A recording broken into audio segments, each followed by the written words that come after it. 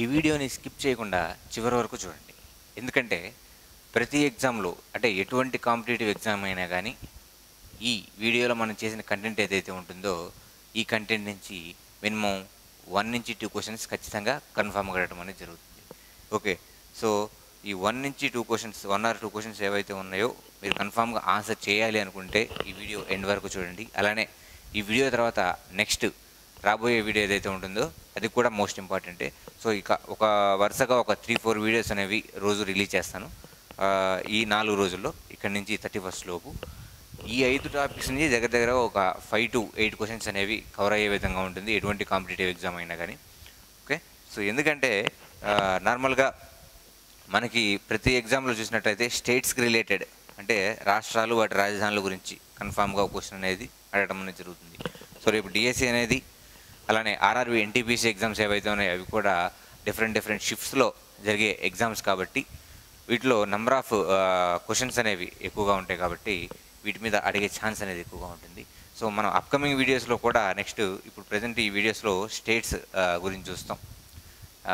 ఈ స్టేట్స్ గురించి అంటే భారతదేశంలో ఉన్నటువంటి రాష్ట్రాలు వాటి గురించి సంబంధించిన అంశాలు అనేవి ఇందులో చూడబోతున్నాం.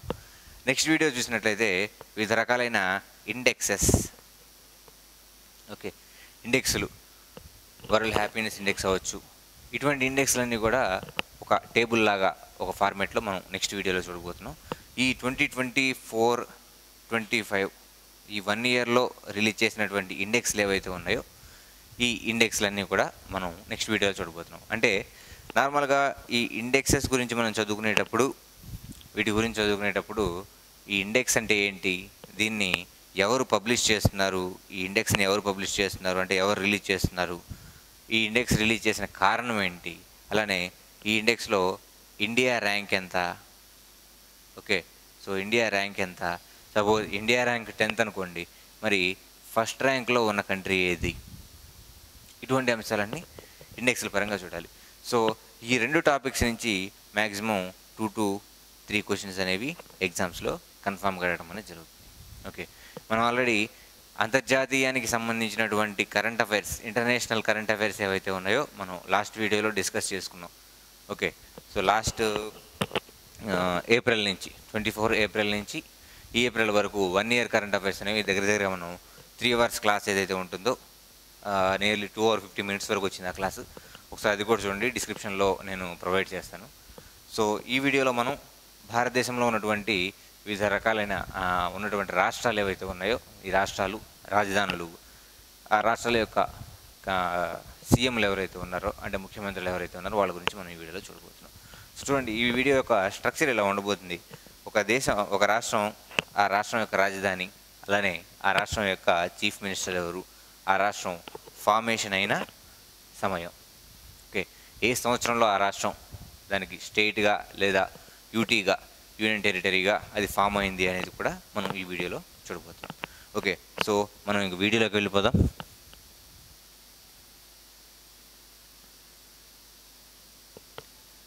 జనరల్గా లాస్ట్ 5 years లేదా 6 yearsగా జరుగుతున్నటువంటి ఎగ్జామ్స్ ఏవైతే ఉన్నాయో ఈ ఎగ్జామ్స్లో రెగ్యులర్గా రిపీటెడ్గా అడిగే క్వశ్చన్ ఏంటంటే భారతదేశంలో ఉన్న రాష్ట్రాలు మరియు కేంద్రపాలిత ప్రాంతాల సంఖ్య ఎంత అనే క్వశ్చన్ అనేది అడగడం జరుగుతుంది. అంటే భారతదేశంలోని స్టేట్స్ అండ్ యూనియన్ టెరిటరీస్ ఏవైతే ఉన్నాయో వీటి యొక్క నంబర్ ఎంత అని అడగడం అనేది జరుగుతుంది. సో గుర్తుపెట్టుకోండి, సో రీసెంట్గా మనకి Group 2 అలానే ఏపీలో జరిగినటువంటి Group 4 ఎగ్జామ్ ఏదైతే ఉంటుందో దాంట్లో కూడా ఈ క్వశ్చన్ అనేది అడగడం అనేది జరిగింది. సో 28 రాష్ట్రాలు, 8 కేంద్రపాలిత ప్రాంతాలు. ఓకే, 28 రాష్ట్రాలు, 8 కేంద్రపాలిత ప్రాంతాలు ప్రస్తుతం భారతదేశంలో ఉన్నాయి. ఓకే, సో ఇంతకుముందు యూటీకి సంబంధించి చిన్న కోడ్ లేదా షార్ట్ కట్ ఏదో పెట్టుకొని చెంటి పాదాలంట ఇవన్నీ గుర్తుపెట్టుకునే వాళ్ళు. సో ఆ కోడ్ అనేది తీసేసి నీట్గా ఇప్పుడు ఉన్నటువంటి యూటీ ఏవైతే ఉన్నాయో వాటి గురించి ఇప్పుడు మనం చూద్దాం. ఓకే, సో లాస్ట్ యూటీ 2020లో ఫామ్ అయింది, అంతకుముందు 2019లో 2 యూటీస్ ఫామ్ అయినాయి, Jammu Kashmir and Ladakh. Okay, so వీటన్నిటి గురించి మనం 1 by 1 చూసుకుంటూ వద్దాం. సో అందులో భాగంగా మొట్టమొదటి రాష్ట్రం మనం చూసినట్లయితే, సో ఈ క్వశ్చన్ మల్టిపుల్ టైమ్స్ అడిగారండి. ఈ నెంబర్ ఒకటి గుర్తుపెట్టుకోండి, ఈ భారతదేశంలో ఉన్నటువంటి రాష్ట్రాలు, కేంద్రపాలిత ప్రాంతాల సంఖ్య ఎంత అని చెప్పి మల్టిపుల్ టైమ్స్ అడిగారు, అదొకటి గుర్తుపెట్టుకోండి. రైట్, నెక్స్ట్ మనం వీడియోలోకి వెళ్ళిపోతాం ఇంకా. సో మొట్టమొదటి రాష్ట్రం అయినటువంటి ఆల్ఫాబెటికల్ ఆర్డర్ మనం చూసుకున్నట్లయితే ఫస్ట్ మనకి ఆంధ్రప్రదేశ్ వస్తుంది. సో ఆంధ్రప్రదేశ్ రాష్ట్రం వస్తుంది. ఆంధ్రప్రదేశ్ రాష్ట్రం యొక్క రాజధాని రీసెంట్గా ఆర్ఆర్బీకి సంబంధించిన మాక్ టెస్ట్స్ కూడా ఎనేబుల్ చేయడం జరిగింది ఎన్టీపీసీకి సంబంధించి. సో దాంట్లో కూడా ఏపీ యొక్క రాజధాని గురించి అడగడం అనేది జరిగింది. ఓకే, మరి ఆంధ్రప్రదేశ్ రాజధాని మీరు చూడండి అమరావతి. ఓకే, సో దీన్నే పీపుల్స్ క్యాపిటల్ అనే పేరుతో కూడా పిలవడం అనేది జరుగుతుంది. అమరావతి, దీన్ని పీపుల్స్ క్యాపిటల్ అని పిలవడం కూడా జరుగుతుంది. సో రీసెంట్గా దీనికి సంబంధించిన వర్క్స్ అనేవి కూడా మళ్ళీ రీస్టార్ట్ చేయడం అనేది జరిగింది. ప్రధానమంత్రి నరేంద్ర మోదీ గారు రీసెంట్గా అమరావతి ప్రాంతంలో పర్యటించి. ఓకే, మరి ఆంధ్రప్రదేశ్ రాష్ట్రం రాజధాని గురించి చూసాం. మరి ఇక్కడ ఆంధ్రప్రదేశ్ రాష్ట్రం యొక్క సీఎం ఎవరు అంటే, సో మనందరికీ తెలిసిన విషయమేనండి, నారా చంద్రబాబు నాయుడు గారు. ఓకే, సో నారా చంద్రబాబు నాయుడు గారు సీఎం. మరి ఆంధ్రప్రదేశ్ రాష్ట్రం మనకి ఎప్పుడు ఏర్పడింది అంటే, మనకి 1953వ సంవత్సరంలో ఆంధ్ర రాష్ట్రం ఏర్పడింది. ఓకే, సో మద్రాసు నుంచి విడిపోయి ఆంధ్ర రాష్ట్రం అనేది 1953లో ఏర్పడితే, మరి తెలుగు మాట్లాడే జిల్లాలైనటువంటి తెలంగాణ జిల్లాలను కలుపుకొని ఆంధ్ర తెలంగాణ రెండు ప్రాంతాలు కలిసి ఆంధ్రప్రదేశ్గా 1956లో మొట్టమొదటి భాషా ప్రయుక్త రాష్ట్రంగా ఏర్పడిన రాష్ట్రం ఏదయ్యా అంటే ఆంధ్రప్రదేశ్ అని చెప్పి మనం చెప్పుకోవచ్చు. ఓకే, సో భారతదేశంలో మొట్టమొదటి భాషా ప్రయుక్త రాష్ట్రంగా ఆంధ్రప్రదేశ్ 1956న ఏర్పడింది అని చెప్పి చెప్పుకోవచ్చు. మరి ఆంధ్రప్రదేశ్ అవతరణ దినోత్సవాన్ని ఎప్పుడు జరుపుకుంటారు? నవంబర్ 1వ తారీఖున ఆంధ్రప్రదేశ్ అవతరణ దినోత్సవాన్ని జరుపుకుంటారని చెప్పి చెప్పుకోవచ్చు. నవంబర్ 1న 5 రాష్ట్రాలకు సంబంధించిన అవతరణ దినోత్సవాలు ఉంటాయి. 1 by 1 మనం చూసుకుంటూ వద్దాం, ఆ లిస్టులోనే వస్తుంది. ఓకే, నెక్స్ట్ ఆంధ్రప్రదేశ్ తర్వాత రెండవ రాష్ట్రం అరుణాచల్. ఓకే, ఆంధ్రప్రదేశ్ తర్వాత రెండో రాష్ట్రం ఏంటండి అంటే, ఆల్ఫాబెటికల్ ఆర్డర్లో మనం చూసుకుంటే ఆంధ్రప్రదేశ్ తర్వాత అరుణాచల్ ప్రదేశ్ వస్తుంది. మరి ఈ అరుణాచల్ ప్రదేశ్ సంబంధించినటువంటి రాజధాని ఈటానగర్. అరుణాచల్ ప్రదేశ్ రాజధాని ఈటానగర్. ఇక్కడ సీఎం వచ్చేసరికి పెమా ఖండు.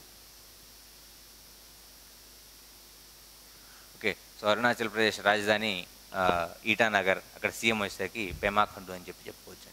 మరి అరుణాచల్ ప్రదేశ్ ఎప్పుడు ఏర్పడింది అంటే 1987వ సంవత్సరం నుంచి ఇది ఒక రాష్ట్రంగా పరిగణించబడుతుంది అని చెప్పి చెప్పుకోవచ్చు.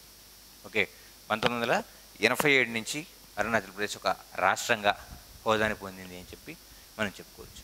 రైట్, నెక్స్ట్ మూడోది అస్సాం లేదా అసోం అని చెప్పుకోవచ్చు. సో రాష్ట్రాలు వాటి మారిన పేర్లు కూడా మనం బాగా గుర్తుపెట్టుకోవాలి. సో అస్సాంని అసోమ్గా పరిగణించడం అనేది జరిగింది. ఎప్పటి నుంచి అంటే, సో 2011 నుంచి అస్సాంని అసోమ్గా పరిగణించడం అనేది జరిగింది అని మనం చెప్పుకోవచ్చు. ఓకే, మరి ఈ అస్సాం లేదా అసోం రాజధాని డిస్పూర్.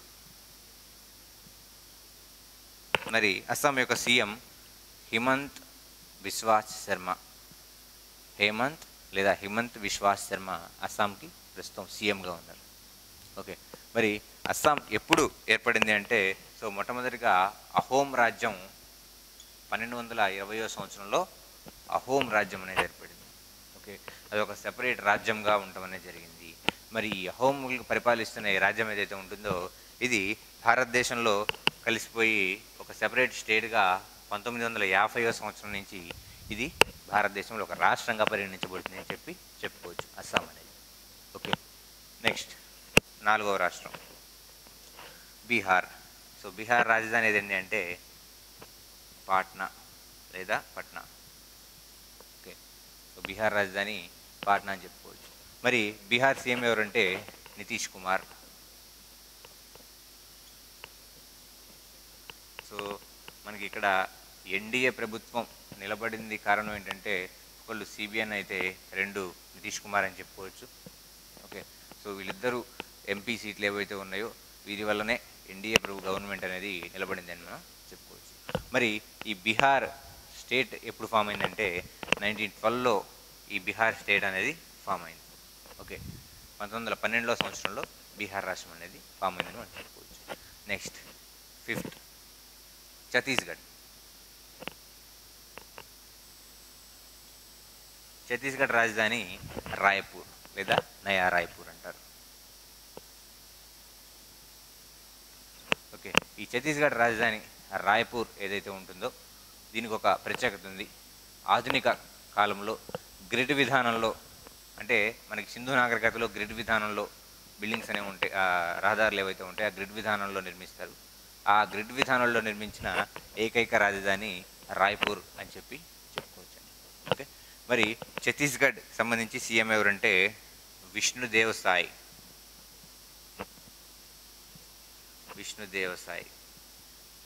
దీనికి సంబంధించిన పీడిఎఫ్ మీకు అవైలబుల్లో ఉంటుంది.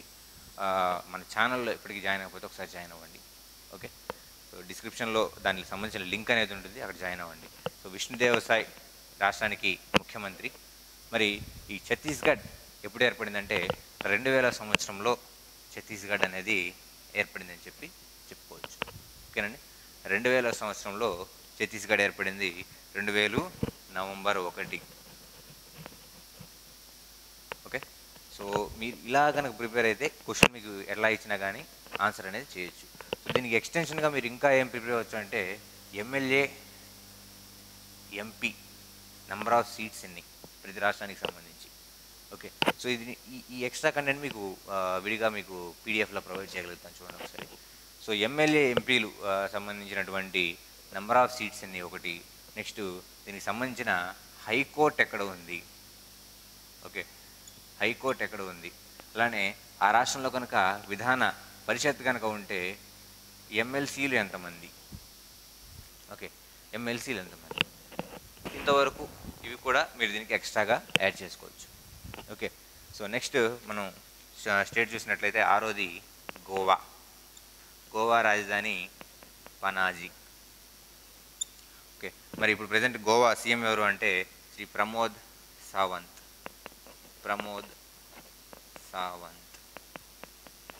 మరి గోవా ఎప్పుడు ఏర్పడింది, గోవా ఏ ఆపరేషన్ ద్వారా భారతదేశంలో విలీనం చేయబడింది అనేది లాస్ట్ డిఎస్సిలో కూడా మనకి అడగటం అనేది జరిగింది. సో అది కామెంట్లో మీరు పెట్టండి, ఏ ఆపరేషన్ ద్వారా గోవా భారతదేశంలో విలీనమైంది అనేది మీరు కామెంట్లో మెన్షన్ చేయండి. సో గోవా భారతదేశంలో 1961 నుంచి ఒక రాష్ట్రంగా పరిగణించబడింది అని చెప్పి మనం చెప్పుకోవచ్చు. ఓకే, నెక్స్ట్ గుజరాత్ రాజధాని గాంధీనగర్. ఓకే, సో మరి ప్రజెంట్ గుజరాత్ సీఎం ఎవరు అంటే భూపేంద్ర పటేల్.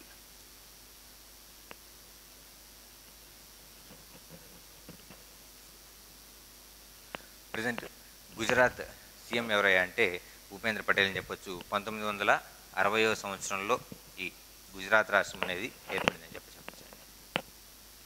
రైట్, నెక్స్ట్ హర్యానా రాష్ట్రం. హర్యానా, పంజాబ్ రాష్ట్రాల యొక్క ఉమ్మడి రాజధాని చండీగఢ్. మనందరికీ తెలిసిన విషయాలే, కాకపోతే ఏంటంటే ఈ లేటెస్ట్ హూ ఈజ్ హూ అనే విషయాన్ని మనం తెలుసుకుంటూ వాటిని వీటి కలుపుకుంటూ వచ్చేసి క్వశ్చన్ ఎలా ఇచ్చినా మనం ఆన్సర్ చేసే విధంగా ఈ వీడియోలో ప్రిపేర్ అవ్వడం. ఓకే, సో దీన్ని కంటిన్యూస్గా నెక్స్ట్ మీకు మెటీరియల్లో ఈ పార్ట్స్ కూడా మీకు అందించడం అనేది జరుగుతుంది. ఓకే, రైట్, నెక్స్ట్ హర్యానా రాజధాని చండీగఢ్. మరి ఇక్కడ హర్యానా రాజధాని చండీగఢ్. మరి రాష్ట్ర ముఖ్యమంత్రి పేరు ఏంటంటే నాయబ్ సైని. మరి ఈ హర్యానా ఎప్పుడు ఏర్పడింది అంటే 1960 నవంబర్ 1వ తారీఖున దీని యొక్క అవతరణ దినోత్సవాన్ని జరుపుకుంటారు, నవంబర్ 1. రైట్, నెక్స్ట్ మనం చూసినట్లయితే హర్యానా తర్వాత హిమాచల్ ప్రదేశ్. దీని యొక్క రాజధాని షిమ్లా. సీఎం సుఖ్వీందర్ సింగ్.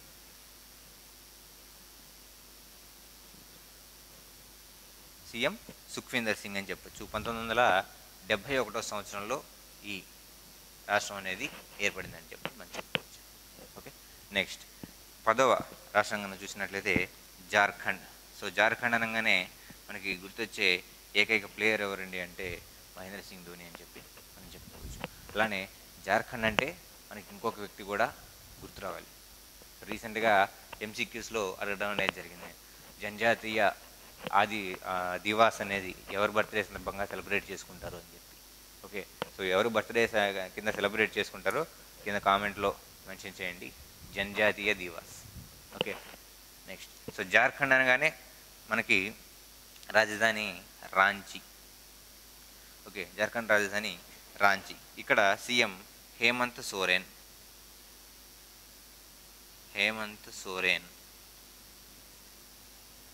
ఓకే, మరి జార్ఖండ్ ఎప్పుడు ఏర్పడిందంటే 2000 సంవత్సరంలోనే జార్ఖండ్ అనేది ఏర్పడింది అని చెప్పి చెప్పుకోవచ్చు. నెక్స్ట్ 11వ రాష్ట్రం కనుక చూసినట్లయితే మన పొరుగున ఉన్నటువంటి కర్ణాటక. మరి కర్ణాటక రాజధాని బెంగళూరు.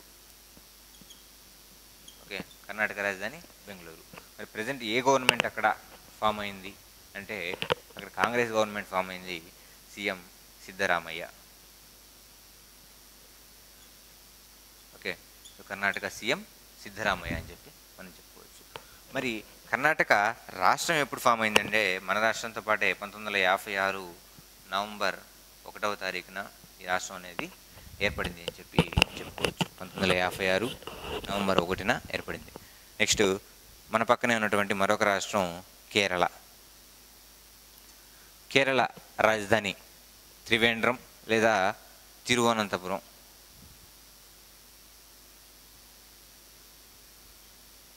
మరి కేరళ సీఎం ఎవరండి అంటే పినరయి విజయన్ అని చెప్పి మనం చెప్పుకోవచ్చు. పినరయి విజయన్.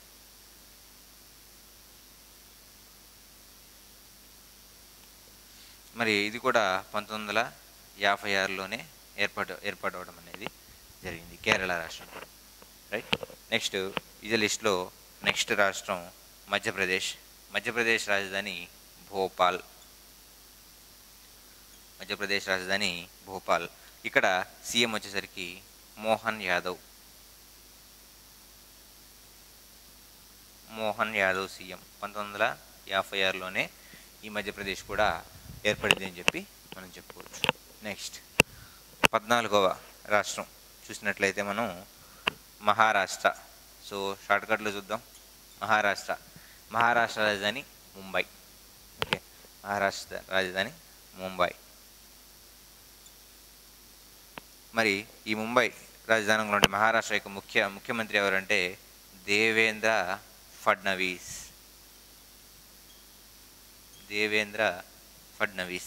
మరి ఈ మహారాష్ట్ర రాష్ట్రం హోదా ఎప్పుడు లభించింది దీనికంటే 1960వ సంవత్సరంలోనే ఇది రాష్ట్రంగా ఏర్పడింది అని చెప్పి మనం చెప్పుకోవచ్చు. రైట్. నెక్స్ట్ మణిపూర్.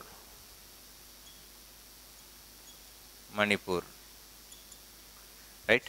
మరి మణిపూర్ యొక్క రాజధాని ఏది అని మనం మాట్లాడుకుంటే ఇంఫాల్. మరి ప్రజెంట్ మణిపూర్ సీఎంగా ఎవరు చేస్తున్నారు అని చెప్పినట్లయితే ఇక్కడ ప్రస్తుతానికి సీఎంగా రీసెంట్గానే ఉన్న వ్యక్తి ఎవరైతే ఉన్నారో వారు రాజీనామా చేయడం అనేది జరిగింది. కాబట్టి ఇక్కడ ప్రజెంట్ మణిపూర్లో రాష్ట్రపతి పాలన అంటే ప్రెసిడెంట్ రూల్ అనేది ఇక్కడ నడుస్తుంది అని చెప్పి చెప్పుకోవచ్చు. సో రాష్ట్రపతి పాలన ఇక్కడ నడుస్తుంది మణిపూర్లో. ఓకే, సో దీనికి సంబంధించి క్వశ్చన్ అనేది అడిగే ఛాన్స్ అయితే ఉంది. సో రీసెంట్గా జరిగినటువంటి మణిపూర్ అల్లర్లు ఏవైతే ఉన్నాయో ఇంట్లో భాగంగా దానికి బాధ్యత వహిస్తూ సీఎం రాజీనామా చేయడం అనేది జరిగింది. సో అందువల్ల ఇక్కడ ప్రెసిడెంట్ రూల్ అనేది జరుగుతుంది అని చెప్పి మనం చెప్పుకోవచ్చు. రైట్. మరి మణిపూర్ ఏదైతే ఉంటుందో ఈ మణిపూర్ రాష్ట్రం 1972లో ఏర్పడింది అని చెప్పి మనం చెప్పుకోవచ్చు. నెక్స్ట్ 16వ రాష్ట్రం మేఘాలయ.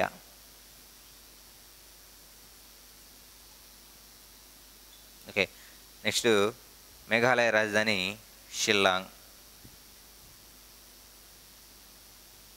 ఓకే, మేఘాలయ రాజధాని షిల్లాంగ్. ఇక్కడ సీఎం వచ్చేసరికి సంగ్మా. ఓకే, సీఎం పేరు సంగ్మా అని మనం చెప్పుకోవచ్చండి. మరి ఈ మణిపూర్ మేఘాలయ రాష్ట్రం ఏదైతే ఉంటుందో ఇది ఎప్పుడు ఏర్పడిందంటే సేమ్ 1972వ సంవత్సరంలోనే ఈ మేఘాలయ రాష్ట్రం అనేది ఏర్పడిందని మనం చెప్పుకోవచ్చు. నెక్స్ట్ 17వది మిజోరాం.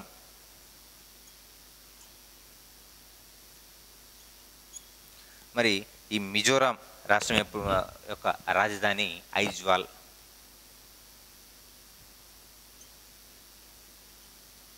మిజోరాం రాజధాని ఐజ్వాల్. మరి ఇక్కడ మిజోరాం సీఎం మనం చూసినట్టయితే లాల్ దహోమా.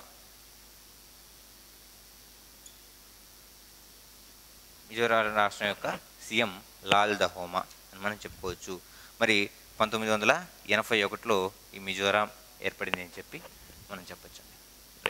నెక్స్ట్ 18వ రాష్ట్రాన్ని మనం కనుక గమనించినట్లయితే నెక్స్ట్ ఇదే లిస్టులో నాగాల్యాండ్. మరి ఈ నాగాల్యాండ్ యొక్క రాజధాని కోహిమా. నాగాల్యాండ్ యొక్క రాజధాని కోహిమా. దీని యొక్క సీఎం నెఫ్యూరియో.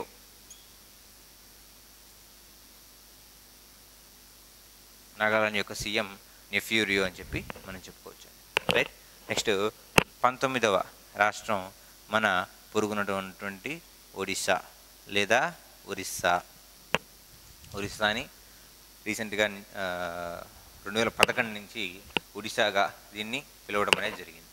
ఓకే, ఒరిస్సాని ఒడిశాగా పరిగణించడం అనేది జరిగింది. మరి ఒరిస్సా ఎప్పుడు ఏర్పడిందా అంటే 1936వ సంవత్సరంలో ఈ ఒరిస్సా అనేది ఏర్పాటవడం అనేది జరిగింది. మరి ఒరిస్సా రాజధాని భువనేశ్వర్.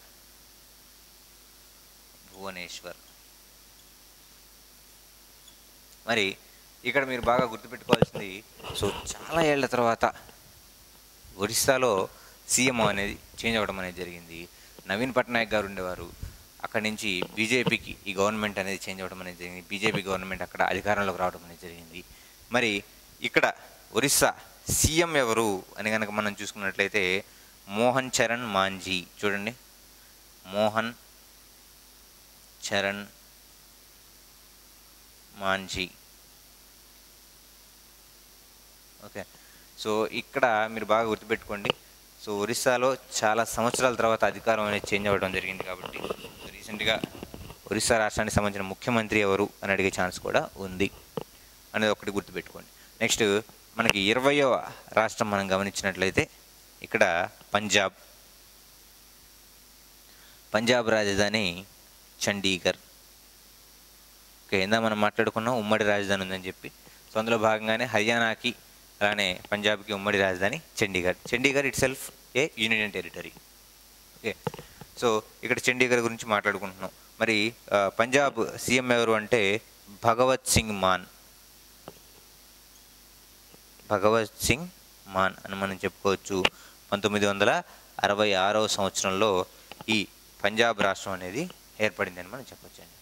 ఓకే, నెక్స్ట్ 21వ స్టేట్ కనుక మనం చూసినట్లయితే, సో చూడండి 1 by 1 అన్నీ చూసుకుంటూ వద్దాం. 28 రాష్ట్రాలు అయిపోయిన తర్వాత మళ్ళీ 8 కేంద్ర పాలిత ప్రాంతాలు ఏవైతే ఉన్నాయో అవి మొత్తం ఒకసారి లిస్టులో చూద్దాం.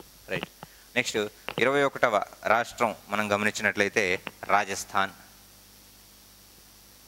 మరి ఈ రాజస్థాన్ యొక్క రాజధాని ఏది అంటే జైపూర్. ఓకేనండి. సో రాజస్థాన్ యొక్క రాజధాని క్యాపిటల్ ఏది అంటే మనం జైపూర్ అని చెప్పొచ్చు. మరి ప్రస్తుత రాజస్థాన్ సీఎం ఎవరు అంటే భజన్లాల్ శర్మ.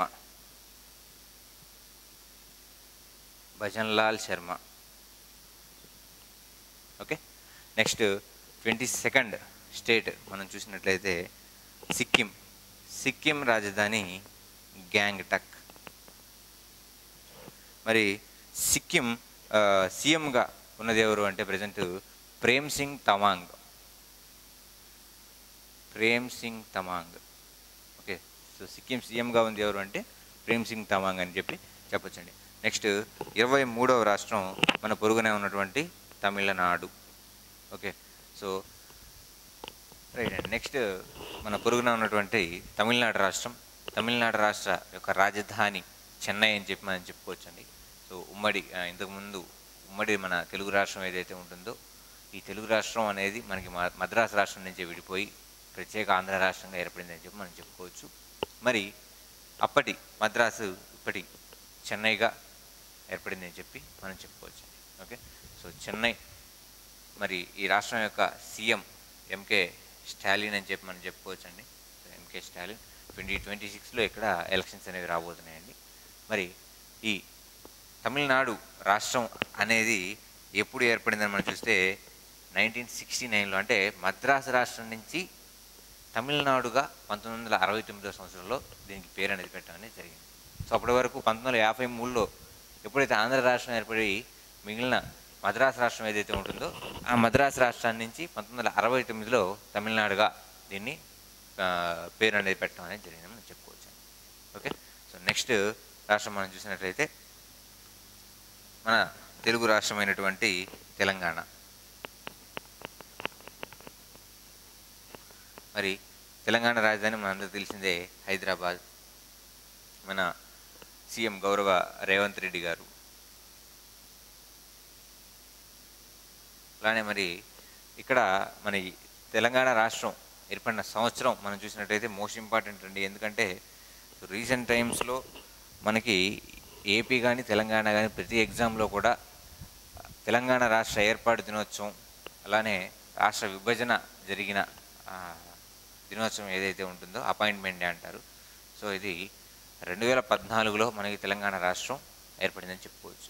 మరి రాష్ట్ర అవతరణ దినోత్సవం జూన్ 2వ తారీఖు అని చెప్పి మనం చెప్పుకోవచ్చు. ఓకే, సో జూన్ 2, 2014న తెలంగాణ రాష్ట్రం అనేది ఏర్పడింది అని చెప్పి మనం చెప్పుకోవచ్చు. నెక్స్ట్ 25వ రాష్ట్రం త్రిపుర. త్రిపుర రాజధాని అగర్తాల. త్రిపుర రాజధాని అగర్తాల. మరి ఇక్కడ త్రిపుర సీఎం ఎవరు అంటే మాణిక్ సాహా.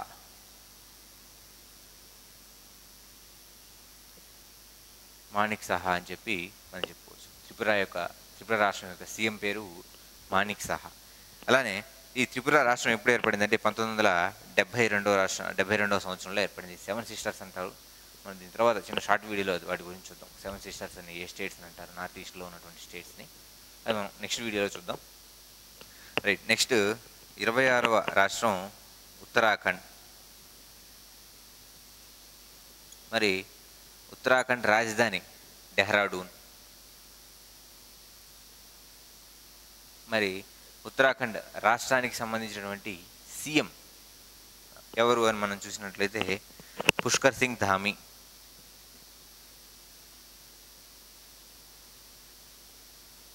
పుష్కర్ సింగ్ ధామీ అని చెప్పి మనం చెప్పుకోవచ్చు. మరి ఉత్తరాఖండ్ రాష్ట్రం మనకి ఎప్పుడు ఏర్పడిందంటే 1950 సంవత్సరంలో ఈ ఉత్తరాఖండ్ ఏర్పడింది అని చెప్పి మనం చెప్పుకోవచ్చు. ఓకే, రైట్, నెక్స్ట్ మనం చూసినట్లయితే 27వది యూపీ లేదా ఉత్తరప్రదేశ్. ఓకే, సో మరి యూపీ రాష్ట్రం యొక్క సీఎం ఎవరు అంటే మన దేశంలో అందరికీ తెలిసిన వ్యక్తి యోగి ఆదిత్యనాథ్ గారు. యోగి ఆదిత్యనాథ్ గారు అని చెప్పి మనం చెప్పుకోవచ్చు. మరి ఇక్కడ ఎమ్మెల్యేలు ఎంపీలు సీట్లు మనం చూసినట్లయితే ఇక్కడ దేశంలోనే అత్యధిక ఎంపీ సీట్లు ఉన్న రాష్ట్రం ఉత్తరప్రదేశ్ అని చెప్పొచ్చు. మరి యూపీ రాజధాని లక్నో. ఓకే, యూపీ రాజధాని లక్నో. రైట్, మరి రేపు 2026వ సంవత్సరంలో నియోజకవర్గాలకు సంబంధించిన డీలిమిటేషన్ అనేది జరగబోతుంది. ఇక్కడ తమిళనాడు వాదం ఏంటి అంటే, సో డీలిమిటేషన్ జరిగినప్పుడు ఇప్పటికే యూపీలో ఎక్కువ ఎంపీ సీట్లు ఉన్నాయి.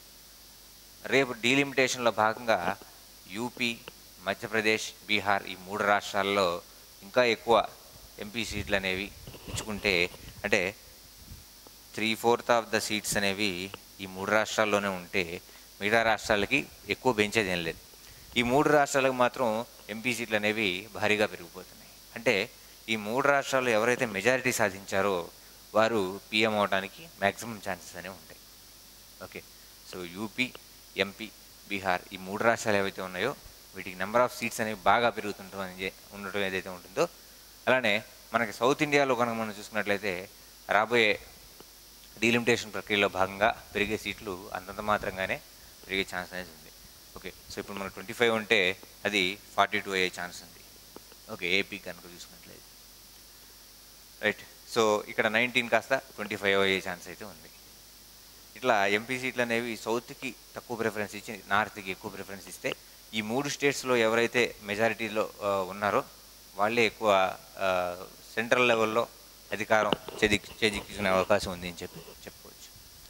రైట్, సో సో ఇక 28వ రాష్ట్రం మనం చూసినట్టయితే వెస్ట్ బెంగాల్. వెస్ట్ బెంగాల్ రాజధాని కలకత్తా. మరి ఇక్కడ సీఎం ఎవరు మనం చూసినట్లయితే మమతా బెనర్జీ. సీఎం ఎవరండి అంటే మమతా బెనర్జీ అని చెప్పి మనం చెప్పుకోవచ్చు. సో ఇది మనకి ఓవరాల్గా 28 రాష్ట్రాలు, ఆ రాష్ట్రానికి సంబంధించిన రాజధానులు, వాటికి సంబంధించిన సీఎంలు ఎవరు, ఎప్పుడు ఫామ్ అయ్యాయి అనే అంశాన్ని మనం చూసాం. ఎక్స్ట్రాగా మీకు పీడిఎఫ్లో ఈ ఎమ్మెల్యే, ఎంపీలు అలానే ఎమ్మెల్సీ లిస్ట్ కూడా మీకు ప్రొవైడ్ చేస్తాను. అలానే హైకోర్టుకి సంబంధించిన అంశాలు కూడా, అంటే ఏ హైకోర్టు పరిధిలోకి వస్తుంది, హైకోర్టు ఎక్కడ ఉంది అనే అంశాన్ని మనం చూద్దాం. అలానే ఇప్పుడు మనకి రాష్ట్రాలకు సంబంధించిన లిస్ట్ అనేది కంప్లీట్ అయింది. మరి రాష్ట్రాల తర్వాత మనం చూడాల్సింది ఏంటి అంటే యూటీస్, అంటే యూనియన్ టెరిటరీస్ లేదా కేంద్ర పాలిత ప్రాంతాలు అని చెప్పి చెప్పుకుంటారు. మరి ఇంతకుముందు కేంద్ర పాలిత ప్రాంతాలు ఏవైతే ఉన్నాయో వాటిని పెట్టుకోవడానికి చండిపాదాల అండ అని చెప్పి షార్ట్ కట్ ఒకటి చూసుకునేవాళ్ళు. ఆ షార్ట్ కట్ ప్రకారం మనకి ఏవైతే ఉన్నాయో వాటిని అన్నిటినీ డికోడింగ్ చేసుకొని ఇన్ని రాష్ట్రాలు ఉన్నాయి, ఇన్ని యూటీస్ ఉన్నాయని చెప్పి అనుకునేవాళ్ళు. కానీ సో రీసెంట్గా అంటే 2020లో మనకి ఈ యూటీస్ ఏవైతే ఉన్నాయో వాటిని రెండు యూటీస్ని మెర్జ్ చేయడం అనేది జరిగింది. అలానే ఒక రాష్ట్రాన్ని 2 యూటీస్గా చేయడం అనేది జరిగింది 2019లో. మరి అసలు మొత్తం మనకి ఎన్ని కేంద్రపాలిత ప్రాంతాలు ఉన్నాయంటే 8 కేంద్రపాలిత ప్రాంతాలు ఉన్నాయని చెప్పుకోవచ్చు. 28 రాష్ట్రాలు ఉన్నాయని చెప్పి మనం ఇప్పుడు చెప్పుకున్నాం. ఓకే, మరి 8 కేంద్రపాలిత ప్రాంతాలు ఏంటి అని మనం చూసినట్లయితే, ఒకటి మనకి అండమాన్ అండ్ నికోబార్ దీవులు. అండమాన్ అండ్ నికోబార్. మరి దీని రాజధాని port Blair. Okay, so Andaman Nicobar రాజధాని పోర్ట్ బ్లేయర్. ఇక్కడ వీటికి లెఫ్టినెంట్ గవర్నర్లు అనేవాళ్ళు ఉంటారండి. ఓకే, లెఫ్టినెంట్ గవర్నర్లు అనేవాళ్ళు ఉంటారు. ఏది ఈ యూటీస్ ఏవైతే ఉన్నాయో వాటికి లెఫ్టినెంట్ గవర్నర్లు ఉంటారు. మరి ఢిల్లీ చూసినట్లయితే ఢిల్లీలో సీఎం ఉంటారు. ఓకే, ఢిల్లీలో సీఎం ఉంటారు. రైట్, ఇక అండమాన్ నికోబార్ ఒక రాజధాని పోర్ట్ బ్లేయర్ అని మనం చెప్పుకోవచ్చు. నెక్స్ట్ చండీగఢ్ యొక్క రాజధాని చండీగఢే. ఇది 1966వ సంవత్సరంలో యూటీగా ఫామ్ అయిందని మనం చెప్పుకోవచ్చు. నెక్స్ట్ మూడోది మనం చూసినట్లయితే ఢిల్లీ లేదా ఎన్సిటి అంటాం, నేషనల్ క్యాపిటల్ టెరిటరీ. ఓకే, లేదా ఎన్సిఆర్ అంటాం, నేషనల్ క్యాపిటల్ రీజియన్ అని చెప్పి కూడా పిలుస్తూ ఉంటాం. మరి ఢిల్లీ యొక్క రీసెంట్గా జరిగినటువంటి ఎలక్షన్స్లో ఢిల్లీ సీఎంగా మనకు అక్కడ బీజేపీ పార్టీ ఎలక్షన్స్లో గెలిచి ఢిల్లీ సీఎంగా ఎన్నికైన వ్యక్తి ఎవరు అంటే రేఖా శర్మ. ఓకే, రేఖా శర్మ సీఎంగా ఎంపికవడం అనేది జరిగిందని మనం చెప్పుకోవచ్చు. ఓకే, సో ఢిల్లీ సీఎం రేఖా శర్మ. ఈ ఒక పాయింట్ బాగా గుర్తుపెట్టుకోండి. రైట్, నెక్స్ట్ ఫోర్త్ యూటీ కనుక మనం చూసినట్టయితే మరి జమ్మూ కాశ్మీర్, ఉమ్మడి జమ్మూ కాశ్మీర్ రాష్ట్రం ఏదైతే ఉంటుందో దీన్ని 2019వ సంవత్సరంలో, okay, so recent group 2 question, ఏ సంవత్సరంలో ఆర్టికల్ 370ని రద్దు చేయడం జరిగింది అని చెప్పి క్వశ్చన్ అనేది అడగడం జరిగింది. ఓకే, 2019వ సంవత్సరం. మరి 2019వ సంవత్సరంలో జమ్మూ కాశ్మీర్ రాష్ట్రాన్ని 2 కేంద్ర పాలిత ప్రాంతాలుగా విడగొట్టారు. ఒకటి జమ్మూ అండ్ కాశ్మీర్ ఒక రాష్ట్రం, రెండోది లడాక్ అని చెప్పి 2 కేంద్ర పాలిత ప్రాంతాలుగా విభజించడం అనేది జరిగింది. మరి ఈ జమ్మూ కాశ్మీర్ రీసెంట్గా మనకు అక్కడ పెహల్గావ్ అటాక్ కూడా జరిగింది, మనం బాగా గుర్తుపెట్టుకోవాలండి. సో దేశంలో ప్రతి ఒక్కళ్ళు బాగా చలించిపోయినటువంటి సిచ్యువేషన్ అది. ఓకే, దగ్గర 30 మంది ప్రాణాలని ఉగ్రవాదులు తీసుకోవడం అనేది జరిగింది. ఇది చాలా హృదయ విదారకమైనటువంటి సిచ్యువేషన్ అని మనం చెప్పుకోవచ్చు. ఇది జమ్మూ కాశ్మీర్లోనే ఉంది. మరి ఈ జమ్మూ కాశ్మీర్ యొక్క సీఎం ఎవరు అంటే ఉమర్ అబ్దుల్లా.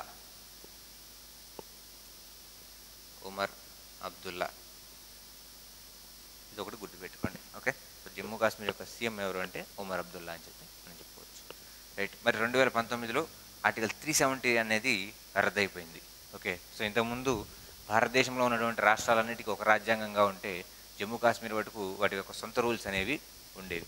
సో అదే ఆర్టికల్ 370. దీన్ని 2019వ సంవత్సరంలో రద్దు చేసి ఈ రెండింటిని ప్రత్యేక రాష్ట్రాలుగా, ప్రత్యేక కేంద్రపాలిత ప్రాంతాలుగా ఏర్పాటు చేయడం జరిగింది అని చెప్పి మనం చెప్పుకోవచ్చండి. రైట్. నెక్స్ట్ 5వ యూటీ చూసుకున్నట్లయితే మరి దాద్రా నగర్ హవేలీ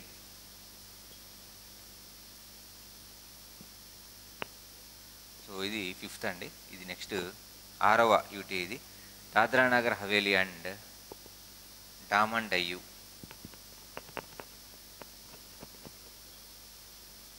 ఓకే, సో 6వ యూటీ కనుక మనం చూసుకున్నట్లయితే దాద్రా నగర్ హవేలీ అండ్ డామన్ డయ్యూ, దీని యొక్క రాజధాని డామన్. మరి ఇది ఎప్పుడు ఏర్పడింది అంటే 2020వ సంవత్సరంలో ఈ దాద్రా నగర్ హవేలీ అండ్ డామన్ డయ్యూని రెండింటిని కలిపి ఒక యూటీగా ఫామ్ చేయడం అనేది జరిగింది. చూడండి, మనకి పాండిచ్చేరి అనేది ఇట్లా మనకి సౌత్ ఇండియా ఉంటే సౌత్ ఇండియాలో 4 పార్ట్స్లో పాండిచ్చేరి అనేది ఉంటుంది. ఓకే, మనకి ఏపీలో యానం అవ్వచ్చు, మనకి తమిళనాడులో పాండిచ్చేరి అవ్వచ్చు, ఇట్లా 4 పార్ట్స్లో ఉంటుంది. నెక్స్ట్ మనం చూసినట్లయితే 7వది పాండిచ్చేరి. సో ఈ పాండిచ్చేరి యొక్క రాజధాని పాండిచ్చేరి లేదా పుదుచ్చేరి అని చెప్పి మనం చెప్పుకోవచ్చండి. ఓకే, నెక్స్ట్ 8వది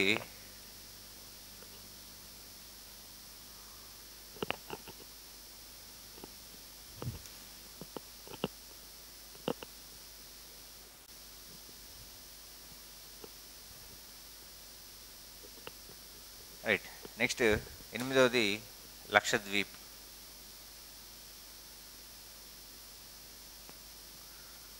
లక్షద్వీప్, దీని యొక్క రాజధాని కవరత్తి. ఓకే, సో ఇది మనకి బేసిక్గా రాష్ట్రాలు, వారి యొక్క రాజధానులు, అలానే సీఎంల లిస్ట్. సో ఇదంతా రీసెంట్ లిస్ట్ అండి. ఒకసారి ఆ పీడిఎఫ్ అనేది మీరు డౌన్లోడ్ చేసుకున్న తర్వాత జస్ట్ ఒక రీడింగ్ అనేది ఇవ్వండి, దానికి మీకే అర్థమైపోతుంది. క్వశ్చన్ ఎలాగ ఇచ్చినా కానీ మీరు ఆన్సర్ చేయగలుగుతారు. అలానే ఇక్కడ మీరు బాగా గుర్తుపెట్టుకోవాల్సింది ఏ ఇయర్లో ఫామ్ అయినాయి. ఇది 2019 కానీ 2020 కానీ. చూడండి, ఇక్కడ 1960, 56. సో 56 మన రాష్ట్రంతో పాటు కొన్ని స్టేట్స్ ఫామ్ అయినాయి ఆంధ్రప్రదేశ్తో పాటు. ఆ స్టేట్స్ ఏంటి? నవంబర్ 1 మనతో పాటు దగ్గర దగ్గర 5 రాష్ట్రాలకి ఇది స్టేట్ ఫార్మేషన్ డే. మరి ఏమేమి రాష్ట్రాలు ఉన్నాయి? ఓకే, సో ఈ అంశాలన్నీ బాగా గుర్తుపెట్టుకోండి. నెక్స్ట్ వీడియోలో మనం గమనించబోయే అంశాలు ఏంటో ఒకసారి నేను బ్రీఫ్గా ఎక్స్ప్లెయిన్ చేస్తాను. చూడండి, నెక్స్ట్ వీడియోలో మనం ఇండెక్స్ల గురించి చూద్దాం. ఓకే, వివిధ రకాలైనటువంటి ఇండెక్స్ల గురించి నెక్స్ట్ వీడియోలో చూడబోతున్నాం. అలానే ఈ ఇండెక్స్లతో పాటు ఆ తర్వాత ఇప్పటివరకు చరిత్రలో జరిగినటువంటి యుద్ధాలు. ఇక ఈ వీడియోలు ప్రిపేర్ అయితే మీకు క్వశ్చన్ అనేది పోదు, గ్యారెంటీ నాది. ఓకే, సో ఇది రాష్ట్రాలకు సంబంధించిన ఏ క్వశ్చన్ ఇచ్చినా కానీ ఇందులో మీరు ఆన్సర్ చేయొచ్చు. ఎక్స్ట్రాగా ఎమ్మెల్యేలు, ఎంపీల నెంబర్ ఆఫ్ సీట్స్ ఒకటి గుర్తుపెట్టుకోండి.